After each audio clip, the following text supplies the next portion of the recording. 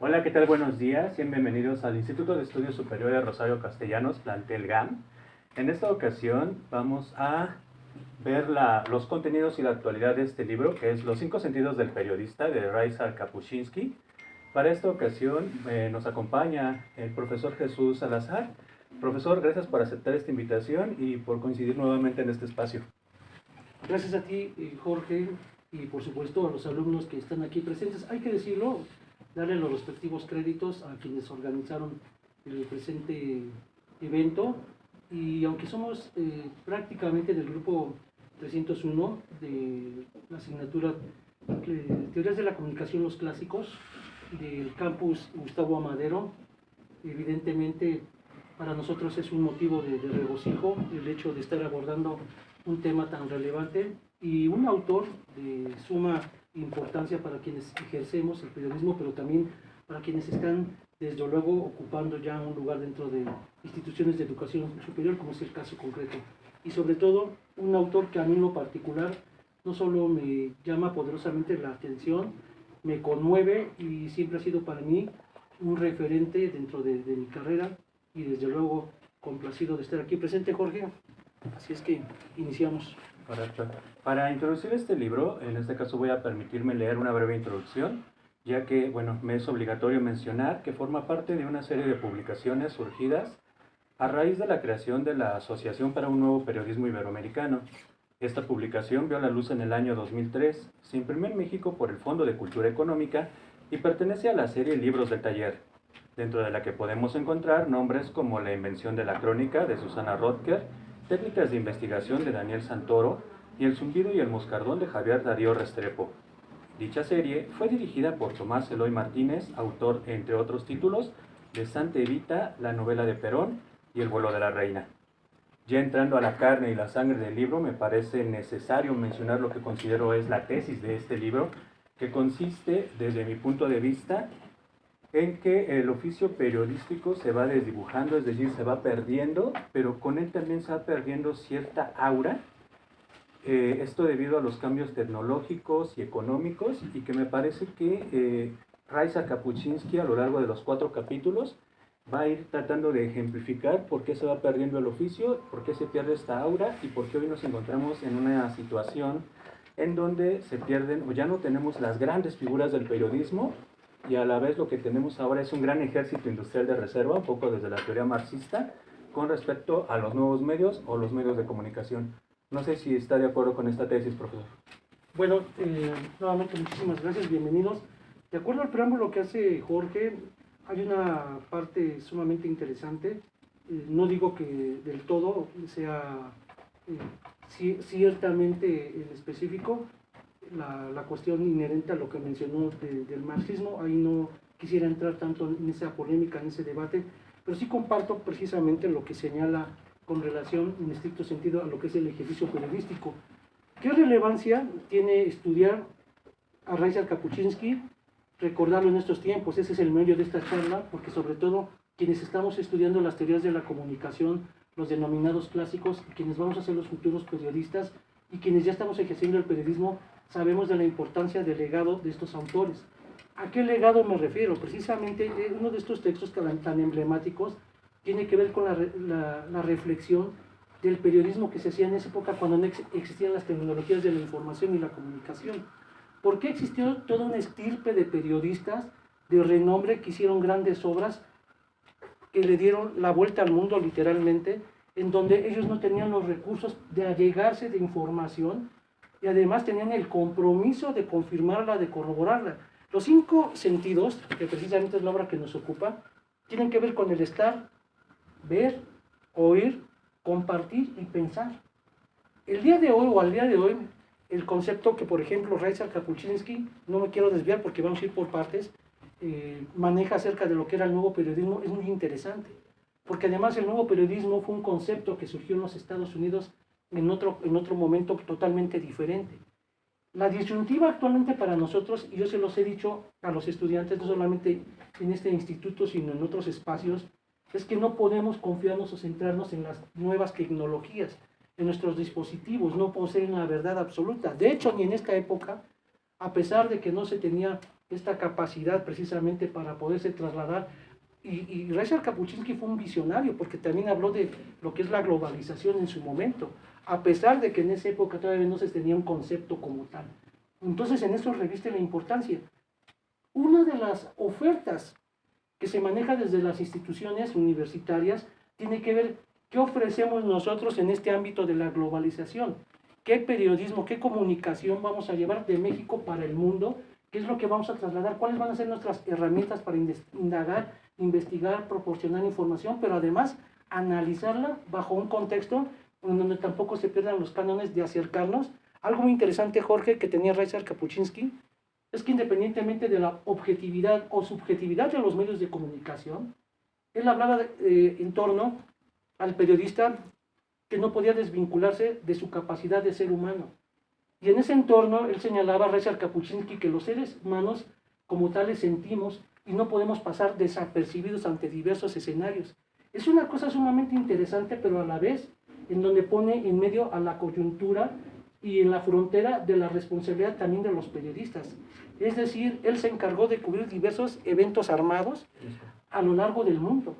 Él nació en medio de la guerra. Él tiene un libro a mí se me hizo muy estremecedor, en donde relata cómo agarraba las botas de los soldados para utilizarlas, de los soldados evidentemente que ya estaban muertos. Para él no podía ser algo indolente.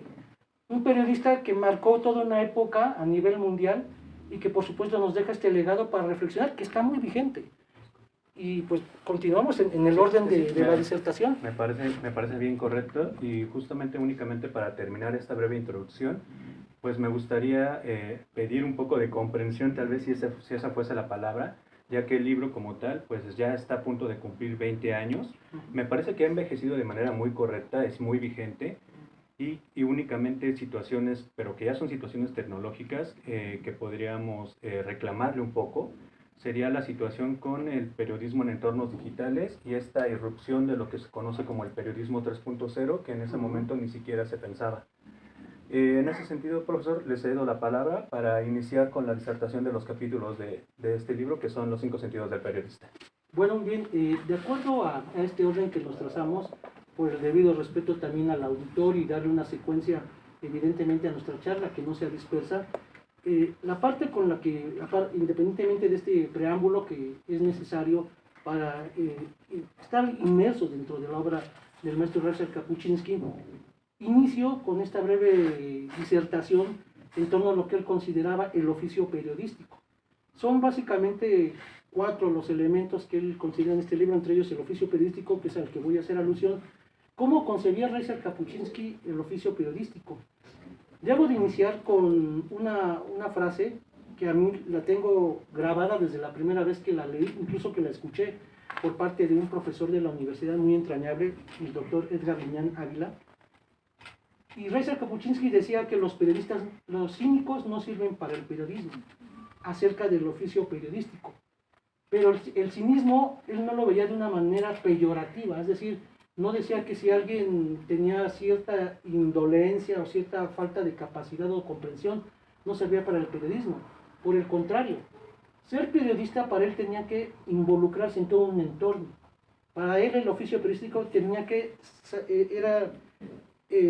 formar parte de todo un escenario en el cual no solamente tú te ibas a empapar de todo lo que acontecía, para que pudieras informar en primera instancia, sino además adentrarte a la idiosincrasia de esa parte donde tú tenías que estar presente para elaborar el reportaje, para elaborar la crónica. Para Ryszard Kapuscinski era formar parte precisamente de todo ese entramado, de conocer no solamente un determinado pueblo, sino una civilización, un país, el mundo en su totalidad. Ryszard Kapuscinski estuvo en todos los continentes de este país, pero la principal prioridad para Ryszard Kapuscinski del oficio periodístico es ese acercamiento hacia la verdad, hacia tratar de entender lo que sucedía. ¿A qué me refiero?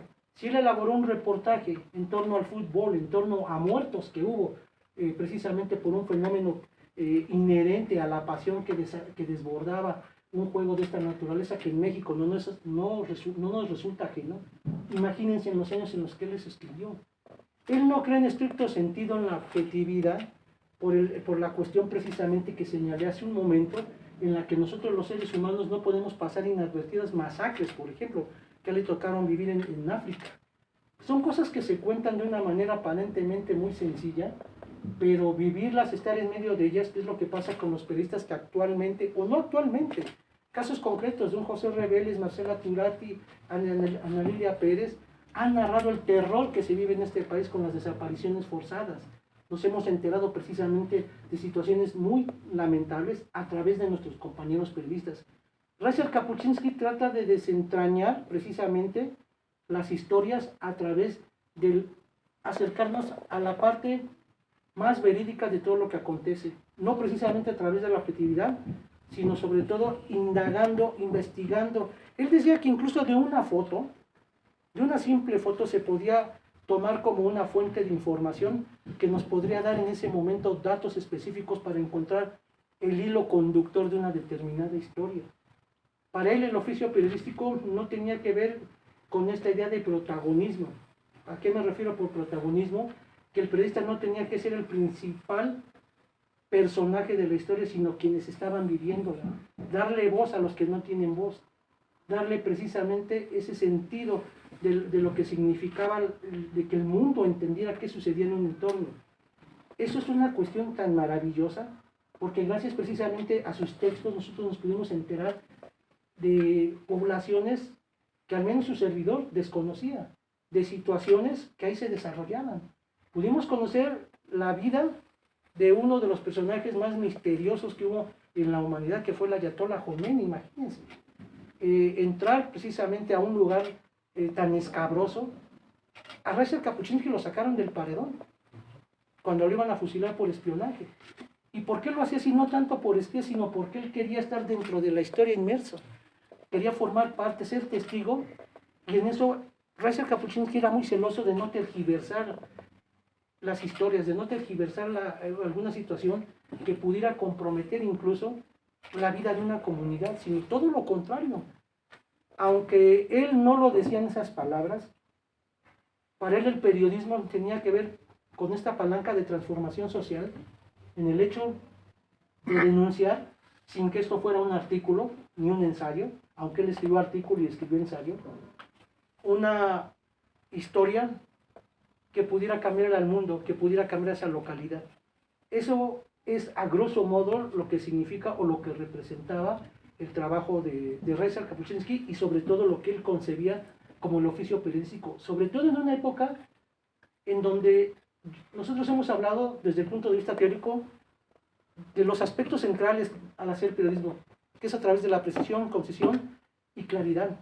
Él lo tenía que hacer forzosamente porque también era una época donde tenían que mandar información a través de lo que nosotros ahora antes conocíamos como el fax.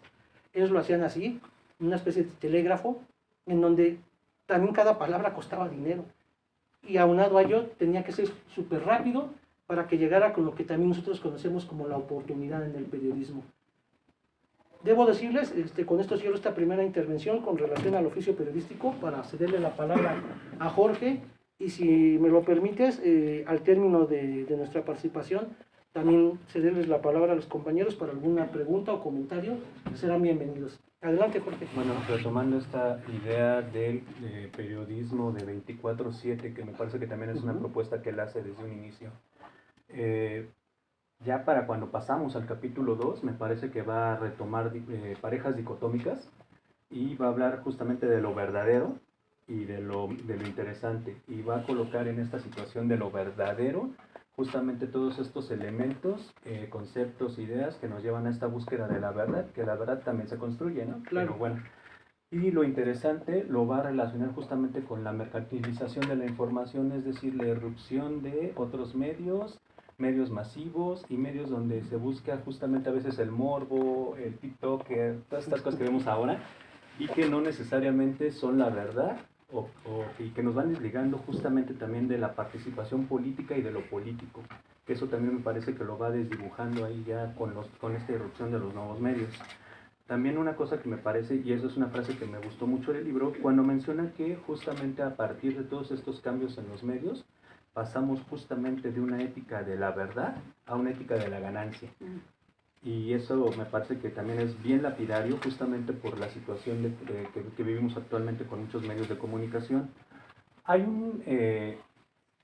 como, no sé si llamarlo problemática, pero sí más bien sí hay una situación que él menciona que a mí me parece también tremendamente relevante y justamente en la actualidad, cuando ya empieza a mencionar la situación de lo virtual y lo real, que justamente otra vez vuelve a hacer esta división en donde lo real lo coloca justamente como que todas estas agencias de socialización primaria, es decir, la familia, la escuela, los amigos, van ayudando a una construcción de la verdad, pero tremendamente arraigada a un territorio, y que justamente a partir de lo virtual tenemos una construcción de la verdad que no necesariamente se relaciona con la gente y el territorio de un lugar determinado.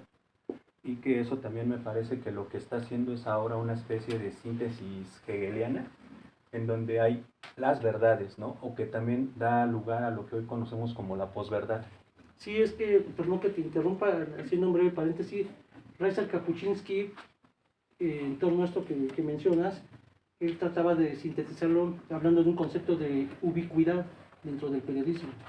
Y esta parte de ubicuidad, o lo que él hacía alusión, ¿qué significa ubicuidad? Es que nosotros estamos en todo espacio, los periodistas. Es algo sumamente interesante, comprometedor y delicado, porque hablar de ubicuidad es que nos compromete a nosotros los periodistas, es que podemos estar aquí en México, en la Ciudad de México, Gustavo Amadero, pero podemos estar en Chiapas, publicando lo que está aconteciendo, pero de ahí dar un salto enorme a Ucrania. Y el periodista, entre comillas, y digo entre comillas, estamos obligados en ese sentido a estar un tanto permeados de lo que está aconteciendo. Eso es algo de lo que precisamente en esta parte que hace alusión, a que se refiere Jorge, es por eso que me tomo el atrevimiento de hacer ese paréntesis, porque es una de las partes esenciales de nuestra carrera del periodismo, el estar en todos lados. Es una cosa extraordinaria, porque a nosotros precisamente si algo se nos requiere, algo se nos pregunta, va a ser precisamente cuál es el entorno de lo que sucede en el ámbito global, que esa es otra de las partes a las que iremos. Adelante. Sí, sí, y justamente con esta situación de mercantilización nos recuerda nuevamente, ¿no? Trabajamos con la materia prima más delicada, ¿no? Que son las personas, que somos los seres humanos. Y en ese sentido también nos hace una invitación a trabajar justamente desde el respeto, desde la empatía, y obviamente desde un sentido deontológico que muchas veces también se va perdiendo y se va desdibujando. Y bueno, me gustaría cederle la palabra para continuar con este intercambio de ideas. Sí, vamos a pasar, como se los dije, me gustaría al final cerrar escuchando sus puntos de vista, sus intervenciones, sus preguntas, y en este orden de ideas que estamos manejando, espero que no sean tan abruptas. La idea es hacer también una charla lo más clara y ágil posible, desarrollar un trabajo, una conferencia, una ponencia en torno a Kapuscinski realmente es algo que nos llevaría una semana mínimo, de por lo menos 2-3 horas diariamente, y por ello es que hago también la respectiva acotación. Dentro de este hilo conductor de ideas, como lo mencioné, vale la pena tomar también otro de los aspectos el que se refiere el maestro Kapuscinski, que tiene que ver con el nuevo periodismo. En ese contexto, cuando él escribe este libro, como bien lo refirió Jorge, que ya son prácticamente 20 años de su aparición, hablar de nuevo periodismo, como va a suceder, quien escriba el día de hoy, hace un momento también hizo alusión Jorge acerca del concepto del periodismo 3.0. Aquí en México hay autores que han hecho alusión sobre ese periodismo hace 4, 5, 6 años quizá, que empezaron a abordar sobre ese tema, y quizá ya empieza a trazarse, a tener ya un periodo en el cual pues ya no es tan reciente, por obvias razones. Yo lo he dicho, los conceptos no salen sobrando. Para nosotros los profesionales de la información y la comunicación no fenecen, porque nos dan un punto de partida para entender qué es lo que sucede y quiénes somos nosotros los periodistas, hacia dónde vamos, a qué nos dedicamos, cuál es nuestra misión, cuál es nuestra labor. Y siguiendo con esta parte, todo esto viene a cuento por la pregunta o por lo que establece Raisa Kapuscinski acerca de lo que significa el nuevo periodismo. Y el nuevo periodismo para Raisa Kapuscinski no tenía nada que ver con un periodismo basado en estricto sentido, apegado al avasallamiento, esas son palabras mías, de lo que son las tecnologías, a lo que es el hecho de sustituir la capacidad de discernir, de analizar una información, de procesarla, incluso en un determinado momento es uno de los conceptos que él utiliza para posteriormente publicarla, para difundirla. Porque uno de los aspectos centrales, como bien lo dijo Jorge, es que nos dirigimos hacia seres humanos. Yo siempre pongo este ejemplo que pudiese parecer medio hollywoodense. Yo decía que una de las nuevas guerras después de la Guerra Fría, que se da después de la Segunda Guerra Mundial y que se generan estos bloques se divide el mundo entre socialistas y capitalistas, y que si tú estás con los socialistas eres malo, y si estás con los opresores, si estás con los capitalistas eres burgués, y te gustaba el dinero, etcétera, etcétera, etcétera. Ahora se ha desarrollado a través de los medios de comunicación. Y cuando digo que parece hollywoodense, es porque yo planteo siempre este escenario. ¿Qué ha sucedido? Imagínense precisamente en esta etapa de nosotros como seres humanos siendo totalmente desinformados. ¿Qué ha sucedido? ¿No? Evidentemente, no estoy diciendo que no. Pero es aquí donde entra precisamente la propuesta de Reiser Kapuscinski sobre este nuevo periodismo. ¿Hacia dónde lo dirigimos y con qué finalidad? Lo dirigimos hacia seres humanos de carne y hueso con cierto raciocinio que esperan entender respuestas de un trabajo que ha sido desarrollado durante siglos. De hecho, Max Weber decía que el periodista era de las principales especies de los seres humanos. En ese talento nos han tenido. Entonces, en resumidas cuentas, ¿qué tiene que ofrecer este nuevo periodismo? Tiene que hacer un servicio social. Este servicio social tiene que ver con el hecho de que la información que nosotros recibamos sea en pro de un beneficio, no con una finalidad estrictamente de carácter comercial, que es uno de los aspectos precisamente con los que tenía cierta animadversión el maestro Reiser Kapuscinski, en el sentido de decir que no se podía utilizar a los medios, a los periodistas, simple y llanamente como entes estrictamente comerciales. Entonces, desde mi perspectiva, yo haría esa valoración, ese resumen de lo que podría significar este nuevo periodismo para Reiser Kapuscinski.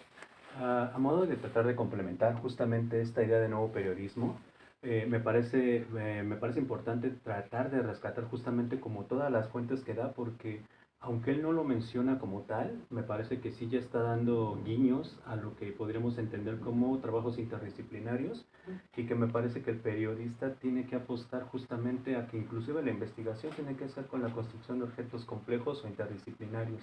Es decir, cuando menciona las fuentes, ¿no? Que menciona Jean Baudrillard, por ejemplo, con América, menciona a Gabriel García Márquez, menciona libros del siglo XIX, ¿no? Se nutre mucho de la novela, de repente dice Tristes Tópicos de Karl Levi-Strauss, me parece que es un ejemplo de nuevo periodismo, ¿no? Me parece que justamente apunta todo esto como un nuevo paradigma de tratar de hacerle frente a esa mercantilización que iba en ascenso y con la que justamente él, digamos que le generaba mucho ruido, ¿no? Y justamente esa mercantilización o esta especie de globalización que va a retomar ya para el cuarto capítulo, la entiende, y me parece que la entiende muy bien. O sea, me parece que él predica justamente con el ejemplo, ¿no? Cuando él mencionaba, para escribir una página tienes que leer 100, me parece muy claro y muy congruente. Es decir, cuando habla de la globalización, justamente me parece que su análisis es otra vez esta idea de dividir, pero que divide la globalización en dos aspectos o en dos ramas, una de carácter historicista, y no lo nombra, pero bueno, yo retomé a Benedict Anderson con la era de la globalización, justamente como este ejemplo de un proceso que no ha cambiado nada. Es decir, desde el historicismo dicen, la globalización solamente es el proceso natural de la historia, no ha cambiado nada, ¿no? Y después va a nombrar a la globalización como el resultado de tres sucesos curiosamente históricos, ¿no? Ya bien caemos en otra cosa histórica. Va a decir que justamente lo que tenemos es el triunfo del neoliberalismo, ya como una ideología dominante dentro de un sistema de producción. Va a mencionar esta irrupción masiva y a veces apabullante ya de la tecnología, y de igual manera el triunfo en la Guerra Fría. y justamente en este caldo de cultivo va a retomar a Max Weber, porque justamente dice, en este momento, si el individuo corre peligro justamente a la libertad, incluida la libertad de expresión ahí mismo, pero también el Estado, este Estado proveedor o hasta protector, porque justamente lo que va a mencionar en este cuarto capítulo es que la globalización pone en riesgo el monopolio legítimo de la violencia, ¿no? Justamente, y diciendo, hoy lo que tenemos es violencia por grupos del narcotráfico, ejércitos privados, por las corporaciones, es decir, las mismas empresas, no sé, hablan como de una democracia, aunque en sus prácticas son tremendamente fascistas, ¿no? Entonces, justamente en las democracias de mercado es donde se pone justamente pues en juego y en duda toda esta situación de libertades individuales y un Estado que va perdiendo terreno justamente para garantizar que todo esto suceda y que nos tienen en una situación como la que actualmente tenemos, ¿no? Donde no hay manera de controlar una inflación, los organismos internacionales dicen va a haber una hambruna mundial, etcétera, ¿no? Y me parece que Kapuscinski justamente está diciendo tenemos que salvar al Estado-Nación. Me parece que es muy claro a lo que está apuntando aquí, porque justamente a partir de este salvar estas libertades individuales y estas garantías por estar en un Estado, porque de hecho también toma un poco de la teoría contractualista, es decir, hombres libres e iguales y en uso de su razón ceden un poco de su libertad para mantener la seguridad a un Estado que está por encima de ellos, ¿no? Y que justamente hoy las transnacionales, las grandes compañías, en este caso hoy los Big Four, ¿no? El Big Data, tremendamente imponen sus reglas, ¿no? Y no hay manera como de luchar incluso contra ellos o de los grandes medios de comunicación que van dando una verdad unidireccional, es decir, si yo pongo algo de repente hasta conspiranoico en YouTube, me cancelan, claro, ¿no? Porque ya entramos a una época de la cancelación, que me parece que a Kapuscinski le toca justamente los inicios de este caldo de cultivo de lo que hoy tenemos. Sí, sin lugar a dudas, esta parte es como todo el libro, pero de manera específica con relación a lo que es la globalización, pues es una defensa a lo que es el Estado. Lo hemos comentado, en algún momento yo lo hice en clase, la relevancia de lo que significa hablar del papel que debe desarrollar un Estado-nación, y en el ámbito de los medios de comunicación no se debe de ser precisamente ni estatista a ultranza, tampoco neoliberal a ultranza. De hecho, en su momento surgió esta tesis de una tercera vía, y lógicamente en su momento cuando me hablaron de una tercera vía, incluso aquí en América Latina, en los años 90, ¿no? Cuando se proponía que no fuéramos ni neoliberales, pero tampoco estatistas. Pero lo que trata de llegar Reiser Kapuscinski es esta idea de que no haya un avasallamiento, insisto, con esta palabra, por parte de estos medios de comunicación transnacionales, y no solamente transnacionales, sino también de estos medios de comunicación estrictamente comerciales, estos monopolios, de manera muy particular. El caso específico de él, que estuvo en Europa, en África, Asia, pues vivió las repercusiones que se tiene de estar inmersos en monopolios, en oligopolios de medios de comunicación.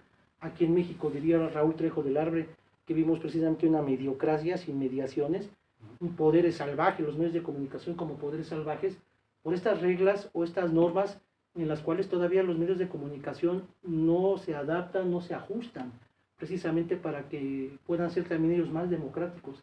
Esa es una de las grandes paradojas de los medios. Es aquí cuando se vuelve vigente el texto de Kapuscinski. Desde los medios se pide igualdad, desde los medios se pide democracia, desde los medios se pide equidad, pero ellos, curiosamente, no la practican al interior, ni tampoco de alguna otra manera son respetuosos de parte de lo que es no solamente un entramado normativo jurídico de sus responsabilidades. Y por ello es de que se piensa todavía, y es una realidad, de que los medios de comunicación precisamente somos un cuarto poder. Y es un cuarto poder fáctico que al día de hoy, en este preciso momento, diría yo en términos coloquiales, sigue haciendo de las suyas. Sí, solo para concluir, bueno, pues me gustaría pues hacer la invitación a retomar cada que se pueda este texto. Me parece que es algo que se puede hacer cada 5 años, cada 10 años, es cada año, y siempre va a encontrar alguien cosas nuevas. Y me parece que justo pues la invitación es a pensar, ¿no? Como dice aquí, incluso retomando la teoría de colonial, justamente como una especie de sentipensar, es decir, sentir y racionalizar, pero que Kapuscinski lo pone como un estar, ver, oír, compartir y pensar, ¿no? Justamente porque me parece que la idea, o una de las ideas que también va señalando de manera implícita, es que por medio de esta construcción de discursos alternos o alternativos, lo que le damos es voz a los subalternos, es decir, a la gente marginada, que no tiene voz, y que de esa manera es la única en la que podemos tratar de apoyar para generar una resistencia otra vez, ¿no? Desde lo político, desde lo personal, pero que tiene implicaciones ya en la política, es decir, en el medio político de cámaras y de instituciones. Efectivamente, esta es también una reflexión interesante para cerrar. En lo que a mí concierne, antes de concluir con lo que sería mi participación, me gustaría saber si alguno de ustedes, compañeros, compañeras que están presentes, tiene algún comentario, alguna pregunta. Si eres bienvenido, por favor. No me gustaría que cerráramos sin escucharlos. No tiene que ser precisamente una pregunta, algún comentario, opinión. Adelante. O duda. O duda.